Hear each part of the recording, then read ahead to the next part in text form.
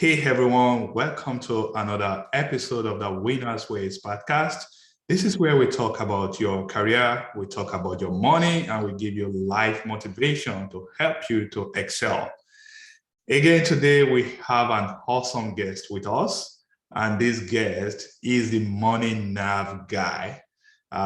We are going to be talking about money mindsets. I'm sure that you guys are going to benefit from this conversation. So without keeping you guys waiting further, I'm going to bring in my guest, Bob Wheeler. Hey, Bob, how you doing? I'm doing great. How are you doing today? Fantastic. I'm doing well. It's so nice to have you join us today, and welcome to my show. Thank you. Awesome. Glad to be here. So can you please introduce yourself to my audience so that they can get to know you better? Sure. So I am a CPA by day. It's my day job. I have an accounting firm. We do taxes. I am the CFO for the world famous Comedy Store in Hollywood. And I also wrote The Money Nerve. I host a podcast called Money You Should Ask. And I do workshops, and really my motivation is to start conversations around money, because I find so many people don't really want to talk about money on a deeper level. And there are a lot of people that carry around shame and the fear of being the only one making poor choices. And so wanting to get these conversations going to start to see what's unconscious that's keeping us from what we want. Awesome. So you talked about money mistakes. We've all been there, right? Absolutely. And the best way to learn is to learn from someone else's mistake, and you try as much as possible not to repeat the same mistake. So why do you like talking about money, Bob? Well, I think I really like talking about money is because I realize so many people don't talk about money. Nobody talked to me about money. I had to just sort of figure it out. I had a curiosity about money. A lot of my friends are in the entertainment world, and there was a lot of shame around their choices, following their passion, not following the money. And I just realized how many people were holding on to this shame and beating themselves up just because they didn't get the financial download. Nobody taught them how to save or all these different things. And so I realized, wow, we're all just sitting around holding all this information. If we could start talking about it and realize that we have much more in common with each other in our fears and our desires and our hopes, the more we can bring it out, give it voice. Okay. So now I know you have the moneynav.com, and you wrote a book, The Money Nav. Can you just take us through that book? What is the takeaway from your book, so that people will know, if I get this book, this is what I'm going to learn? Yeah, absolutely. So the book is really a journey through your financial history, through your financial story. And what we do is we explore your history. What did you learn growing up? What did your parents say or not say about money? Did you grow up in a religious background? Did you grow up in a hippie commune? Like whatever those things were that helped shape you as a child. Money was good, money was evil. You had to have lots of it. There wasn't enough to go around. Whatever those stories were, we want to bring them back to the surface. And then we start looking at what are our fears? What are the emotions that trigger us? Do I get excited when I see money? Do I get frustrated? Am I worried about being judged if I'm successful? And then just start to unpack all of those things. A lot of my friends, I've done it too. I'm broke, I'm broke, I'm broke. You're broke, but you have a mansion in Beverly Hills and you're driving a really nice car and you're broke. So listening to the words that we use, because they unconsciously reinforce our story. And so in the book, we start to look and see what's true and what's story, and really work towards a healthier relationship with money, because there are many people that live off of a very small amount of money a year, and they're incredibly wealthy and they're incredibly satisfied in their lives. And there are other people making millions of dollars that feel empty and looking for any kind of way to get fulfillment. And so having a healthier relationship with money doesn't matter about the number of dollars you have. It's about that relationship with them. Wow. You know what? That's very, very rich because my wife and I, we were watching a movie, I think it was last week, and we saw this guy. He has a band, probably making like $30,000 per year. And this guy is so happy with his life, pursuing his passion and doing what he enjoys. And there's another guy in that same movie, a Wall Street guy making millions of dollars. But despite all this money that this guy earns, he still struggles. He's still not always happy. And we came to the conclusion that, hey, it's not just about the amount of money you make, but the emotion that you attach to the money. And I think that's a message that you are also passing across. Now, let's talk about financial literacy, because one of the things that I try to tell my audience is, hey, if you know how to manage your money, you can have peace, with your money.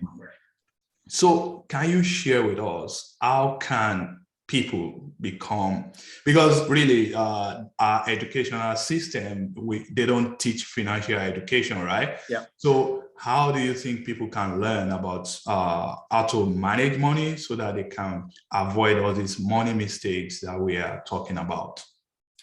Well, I think the first thing you have to do is sort of get curious, right? If you're teaching your kids about money, make it exciting, make it something that they can see a benefit in the long run. This is something that's going to help you. And with ourselves, be interested. Hey, ask other people, what do you do? How do you save your money? How do you invest? I think the first thing though, and people talk about it, and I always had a reason it wasn't me, right? The starting to save and pay yourself first. A check comes in and you take 10%, you put it away. Whether you put it in a bank account, it's just money you put away and then you live with the rest. I always had an excuse. Well, there's this going on and there's that going on and I'll do it next week. And when I get that bonus. And so for a lot of people, it's just taking that first step. And I tell people, look, I don't care if you just start saving $5. Like if your story is you can't save 10%, start with $5, $5 a week. And to your point, there's so many automated programs that will save $5 or $20, or they'll round up your money. And you just set up these automatic expenses that are putting money in your bank account. So when I do a budget, when I think about saving, I think of it as an expense, just like I think of groceries. And what I did was I set up several savings accounts and had $5, $10, $20 coming from each one. So it just felt like, oh, that's a coffee. Oh, that's a meal. And it didn't hurt me. And then as I saw the money growing, I thought, oh, I could do more. I could do more. And what it helped me to do is when I'm about to spend money, I'll ask myself, is this serving me? Because would I rather this $25 go into my bank account or for an impulsive buy? And so I get more conscious about, oh, I really want to build up some more savings. So I think I'm going to skip this. And so I really actually get really more intentional and conscious about how I spend my money, because I'm thinking that could be going into my savings account. I think that's the first place. Yeah. And that's the hardest to get started. We've all got a story. Okay, so awesome. You see, you've shared several points, and what I try to do is break it down so that people will understand. The first thing you spoke about budgets, which is very, very important. Budgeting is a way of telling our money where to go. You talked about saving. You said saving we should make it an expense, right?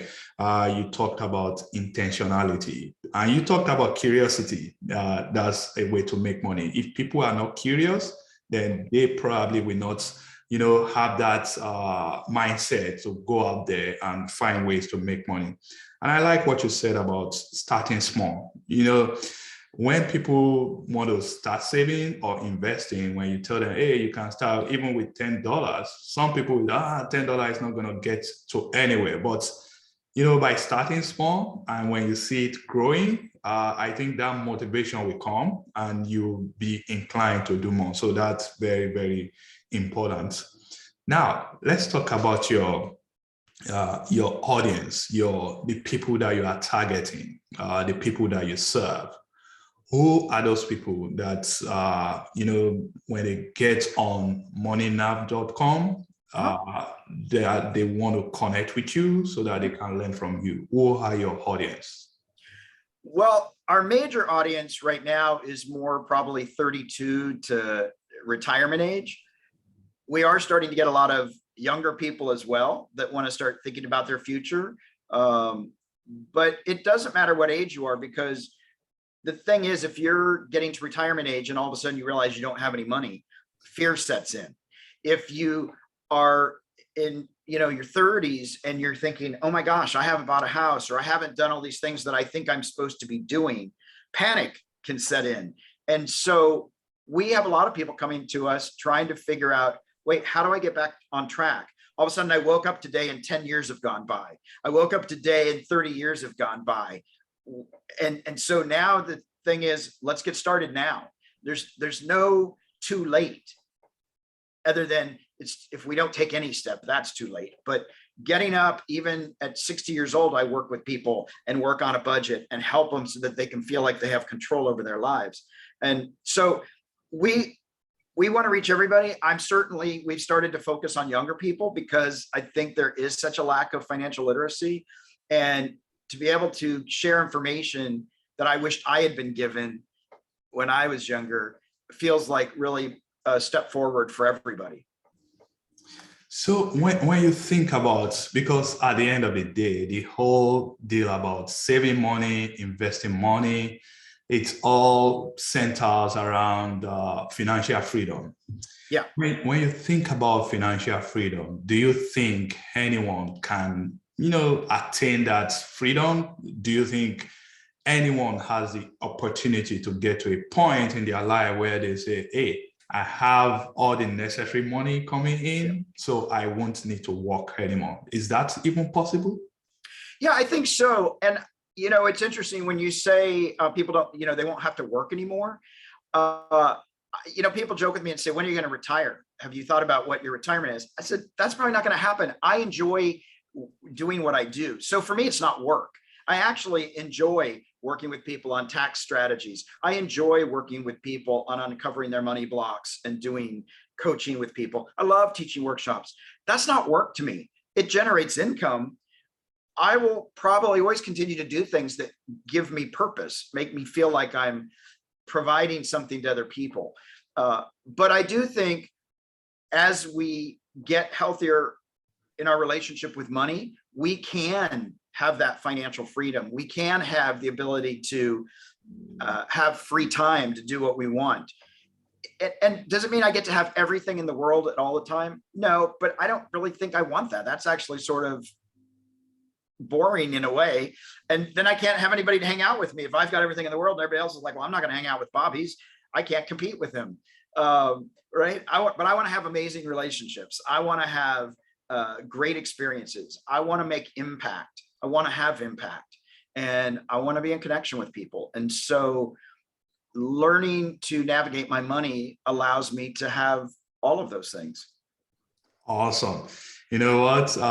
You said something that I think is very important, and that's the question is not if you have to work, even when you've attained that financial independence or financial freedom status. One of my boss a long time ago, he calls it have to want to. To him, he said when he turns 60, he's going to ask himself this question: do I have to work or do I want to work? After is different. You must work because maybe without working, there's no more money. But I just want to work because sitting down all day, just getting up, waking up, eating, and that's not going to be fun at all. I know that. No. So I totally get it. So you've mentioned several things. You talked about coaching, you talk about tax tips, you talk about your workshop. So I'm going to go step by step. Okay. I want to, the tax season is just over. I want you to please, if you will, share one or two tax tips to my audience so that, when people prepare for the tax season next year, they'll, when they remember, hey, Bob Wheeler said this is a good tax tip. So what tip do you have for us, Bob? Well, if you're a wage earner, if you're earning W-2 income, and even if you're a self-employed person, it's definitely important to put some money into a retirement account to either get a tax break now, which would be an IRA or a SEP IRA, or put money into a Roth IRA, which is a after-tax deduction, but the money grows tax-free. I think it's important to put some of that money away for the future, even if it's $1,000, to just get in that mindset of I'm putting some money away for later. I think that's a real important thing. The other important thing is to keep decent records. This year I had a lot of people who they were like, I made all my payments, and I checked with the IRS. It turns out they didn't make their payments. Or I had a person who made their payments, but for the wrong year, and they got a refund check back and they cashed it. But now they owe all this money because they didn't actually really pay in. I had a lot of people where they got government money this year, the last couple of years, because of the pandemic. They were picking it up as income. They were picking it up in their receipts. I'm like, wait a minute, that's not taxable money. So getting really good receipts and good records so that the accountant can actually make sure that you're not overpaying in tax, and giving you the best tax bill that you can get, which is hopefully a lower one. Although I will say, if you're paying taxes, you're making money, and that's not a bad thing. Fantastic. You know what? I like your point about record. I'm guilty of that. A friend of mine, he was, practically showing me how he keeps record for tax season. Yeah. Whenever he has a LLC, so whenever, he spend money on his business, he will keep a separate record. I don't think I'm that organized to start keeping those records, but I think that's very, very important if you want to, handle taxes the proper way. So thank you very much for sharing that with us. Absolutely. So let's talk about your coaching program. I know you coach people on how to have the right mindset about money. So if someone out there want to become part of your community, what do they need to do in order to, get in touch with you? Well, they can log into the website, and we've got a whole program about, we've got a 12-week program that will walk you through all of the different components to really help you start to get a sense of what am I holding on to? What are my stories? And we just go through all of that stuff and just really excavate all of the deeply hidden stuff that we carry. Most of us, myself included, right? We run around with all kinds of secrets, hoping we can keep them a secret until the last day, right? We don't want to get exposed and see that we didn't get it right. And so what we do in the course is we actually start looking at what are those secrets that I need to sort of bring to the surface so I can sort of expose them, bring them up and say, wow, that doesn't serve me anymore. Or, okay, I made a mistake, and forgive myself and then move on, instead of, oh my God, that time when I was 12 or that time when I was 20, I'll never let go of that. Let it go. And so going through that course, there's a Facebook community, and we 2 or 3 times a year, we'll do a 3-month online Zoom meetings where people can just share stories and talk about obstacles and just be heard in a safe space. And that's a great way to do it. You can do it on your own. And then I do one-on-one coaching with people. If people want to start to deal with a specific issue, or especially people that are either getting married or in a relationship where money has become an issue, we work through some of that stuff to give them clarity to make the choices they need to make. That's awesome, Bob. So guys, you go to moneynav.com so you can log in, create your account, and you start going through the process with Bob. So let's talk about financial therapy. because I know that's one of what you offer. Mhm. So why do we need financial therapy? Well, the thing is, if we don't know what we're doing unconsciously with our money, we're going to keep doing the same thing over and over. One of the things I first learned when I was doing taxes, I would sit down with people, and I work with a lot of entrepreneurs and businesses, and they'd say, hey, my business is struggling. And we'd come up with a plan. I'd say, if you do this, this, this, and this, and then let's meet. And then they wouldn't do it. And then they're in a worst case situation. I'm like, wait, what's going on here? Well, I made a promise and I said I would never do this, and now you're asking me to do that. Or if I close my business, my parents are going to be really disappointed in me. I'm like, okay, but you're going to be bankrupt if you don't like take this other choice. And so what I realized was people were operating from their emotions, not from 2 + 2 is 4, and they weren't being logical about it. And so if I couldn't understand where they were coming from emotionally, I couldn't really get in and actually help them financially. And so for a lot of us, people in relationships often forget that they're a team with their partner instead of in competition. I have husbands and wives, like there's a meal riding on this bet. Who's right? Who's right? And I'm like, do you want to be right, or do you want to be in a happy marriage? What do you want? Exactly. And so when we can start to look at that, I had somebody in a workshop that came to me and she said, my husband's terrible with money and I can't get him to get on board with me. And I need him to do it. And I said, well, probably going in and telling him he's doing it wrong is probably not the best way to engage him. That's right. And so maybe you could find a different way. And so we talk a lot about difficult conversations, but to go in and say, hey, honey, I really want to do better in my finances. I'm wondering if you would help me in my journey, and maybe we could learn together instead of like, I need you to step it up. Hey, I'm trying to step it up. Will you accompany me? Mm. And it changed the dynamic, because that was a way that then her husband could hear her. Yeah. And say, yeah, of course I want to help you. And maybe I'll learn something too. Right. That's right. No, that's good. So I know you are not all about money, talking about money, how to help people make money. What else do you enjoy doing if you are not talking or coaching or mentoring people about money mindsets? Well, you're probably referring to the fact that I do stand-up comedy. Correct. So yeah, for me, comedy was my therapy, and I think it is for a lot of comics. For me, I know people say that's scary getting up on a stage, but for me, I felt protected by the microphone. And if I said something really mean or something really true and people thought, oh my God, that's awful, I'm like, I'm kidding, right? So it was a way that I could actually learn to speak my truth in a safe way. And I love making people laugh. I think laughter is so important. I think there's so much going on in the world always, and even now, maybe even extra. We've got to be able to laugh at things. And if we can't laugh at ourselves, I've made so many mistakes. I've done a lot of dumb things.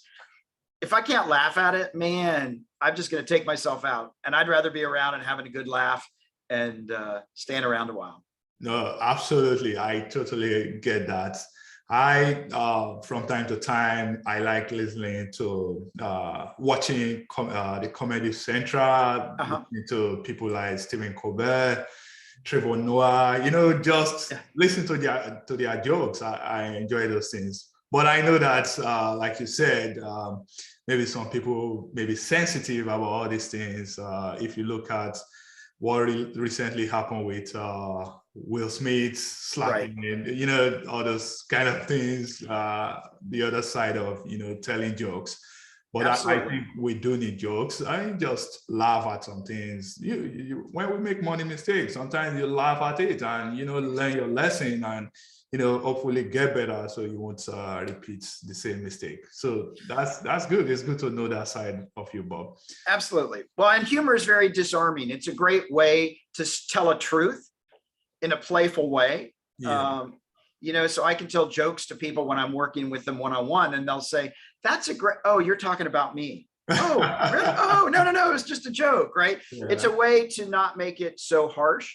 And lets people relax a little bit so that they can find the humor in their own past choices. No, that's totally right. So I also see that you've traveled around the world. Yes. That's fantastic. And you've been to Africa. Where did you go in Africa? I've been to Zimbabwe, Kenya, Tanzania, Botswana, and one of the things that Africa was probably just such an enlightening experience for me, because that, regardless of what country I've been to, that is a continent where people are happy. And I was so in the mindset of you have to have accomplishments, you have to drive a nice car.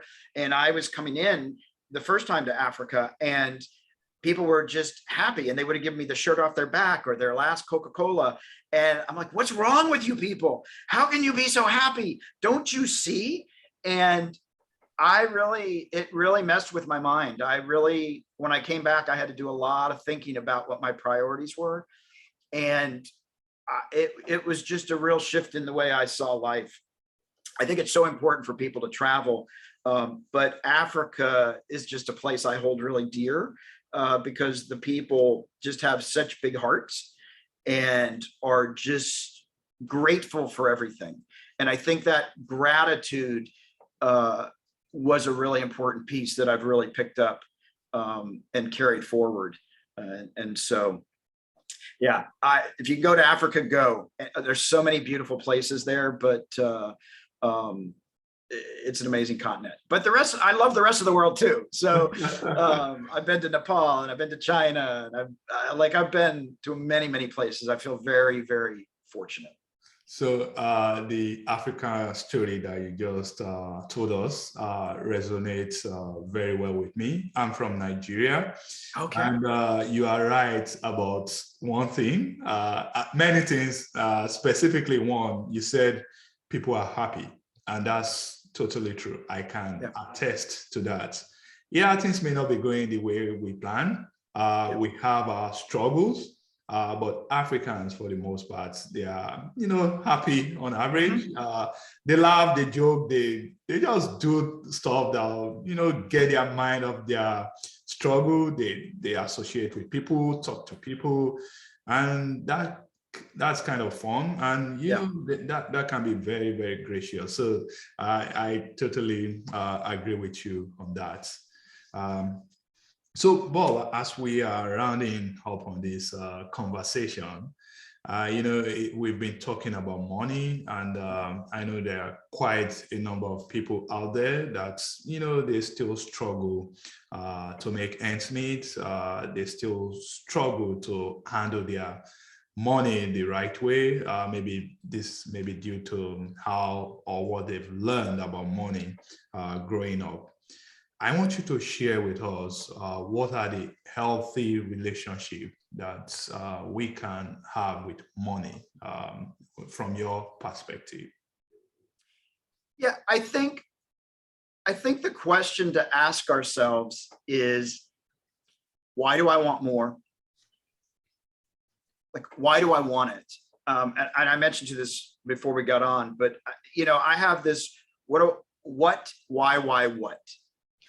What do I want? Why do I want it? Why do I want to have more money? And why do I want it?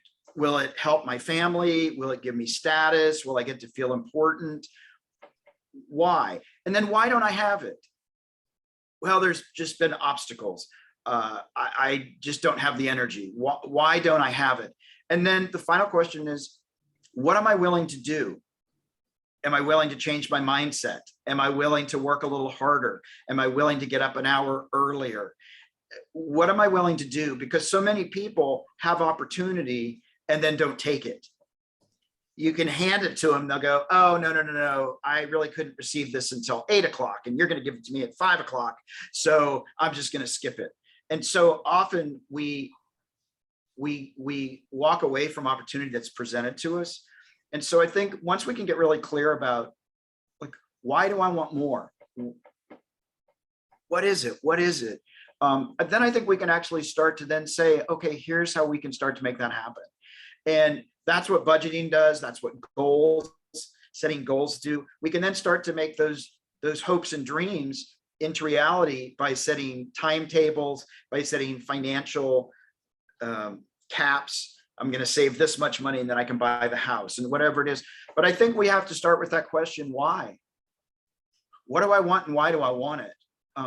Because if we can answer that, if it's really just because I want to be able to be better than my sister or my brother, or I want to be that, maybe that's not such a great reason, or maybe it is, right? It's not for me to say what's right for each person, but if we don't look deep within us and say, well, no, I want to have the fanciest car in town. There's nothing wrong with that, right? But just know what it is, know who you are, and then go for it.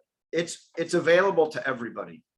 I like that. So what, why, and what? So yeah, especially, I like what you said. What am I willing to do in order to get what I want? Because many people, the society that we have right now, many people, they kind of detest the rich, our politicians especially, to try to divide people along the wealth line, that the rich are cheating the system, or the poor are not going to be able to rise up and make it. But I think if we can all be more and accomplish more, we just have to ask that question, what am I willing to do? And you clearly stated, the first thing, you have to work, right? And you talk about budget, you have to control your money. And you talk about goals. You should have goals of how you want to spend your money. And I think these things are very, very important. Thank you very much, Bob, for sharing that with us. I'm going to ask one last question, Bob. When you look at the world that we have today, we've all made some mistakes and we learn from those mistakes. For you as a person, what's, if you can, wave the magic wand, what problem would you like to solve in the world as it is today? If there was one problem that I would like to solve, it would be the ability for people to forgive each other. Like, if we could all start being a little more forgiving with our parents, with our neighbors, with our kids, with our local citizens that we don't even know, right? If we all could have learned to be a little more forgiving and a little more generous, we could solve so many things. And instead of saying, oh, that's not my problem, I'm going to move to another neighborhood. No, like, learn to forgive, and that piece of, compassion that comes with forgiveness, I think is really needed more in the world. Wow, that is so true. Forgiveness is important. So guys, I hope you found this very, very beneficial. We've been having conversation with Bob Wheeler. He owns the moneynerve.com, and he teaches people how to have the right money emotion and how to have healthy relationship with money. So Bob, I'm gonna give you the chance. How can my audience, how can they find you? And I know you host your podcast as well. Yeah. How can they find you? How can they connect with you? Again, you have a book, the Money Nerve book. That is it on Amazon, I believe? It's on Amazon and bookstores, all those good places. Yeah, the best way to reach me, themoneynerve.com, themoneynerve.com. That's nerve, not nerd. I'm a nerd, but it's the Money Nerve. And that talks about the workshops. It talks about the online program. It talks about the podcast. You can get the book, and there's just a lot of free resources on there for people to utilize without having to pay any money. And we just want people to start having conversations about money. Awesome. Thank you very much. We Absolutely have come to the end of the interview.